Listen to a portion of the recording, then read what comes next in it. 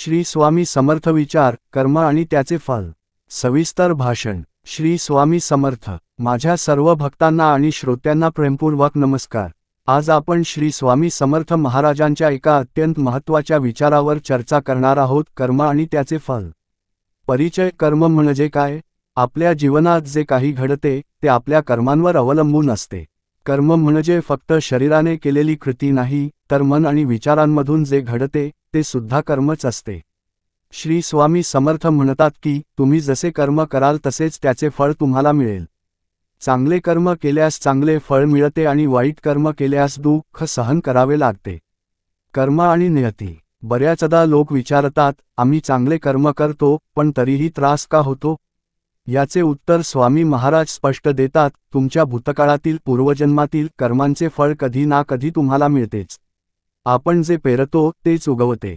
म्हणूनच नियतीला दोष देण्यापेक्षा आपली कर्मे सुधारावी। स्वामी समर्थांचे मार्गदर्शन। चांगल्या कर्माचा प्रभाव। सत्कर्माचे फल नक्की मिळते। जर तुम्ही चांगले कर्म केले तर त्याचे फळ उशिरा का होईना पण नक्की मिळते। स्वामी समर्थ म्हणतात, धैर्य ठेवा, सत्कर्माचा परिणाम उशिरा होईल पण होईलच। वाईट कर्म टाळा। वाईट कर्मे करण्याचा मोह टाळा, कारण ती तुमच्या आयुष्यात दुःख निर्माण करू शकतात। कधी काही लोक इतरांचे वाईट करतात आणि त्यांना वाटते की ते त्यातून सुटतील, पण निसर्गाच्या न्यायापासून कोणीही सुटू शकत नाही। श्री स्वामी समर्थांचा आशीर्वाद आणि कर्म।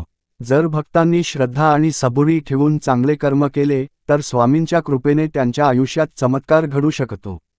पण कोणताही चमत्कार केवळ स्वामींच्या नावाचा जप करून होत नाही, त्यासाठी आपल्या कर्मांची शुद्धता आवश्यक असते। शेवटचे शब्द। उत्तम कर्म करा। श्री स्वामी समर्थांचे विचार स्पष्ट सांगतात की कर्माशिवाय काहीही शक्य नाही। सत्कर्म करा, निस्वार्थ सेवा करा आणि तुम्हाला उत्तम फळ नक्की मिळेल। वाईट कर्मांचा मोह टाळा आणि नेहमी सत्याच्या मार्गाने चला। श्री स्वामी समर्थांचा आशीर्वाद घेऊन जीवनात प्रामाणिकपणे पुढे चला, मग यश तुमच्या पावलांशी येईल। श्री स्वामी समर्थ। ही कर्म आणि त्याचे फल या विषयावर सविस्तर भाषण आहे। तुला यात काही बदल करायचे आहेत का, किंवा अधिक खोलात काही मुद्दे जोडायचे आहेत का?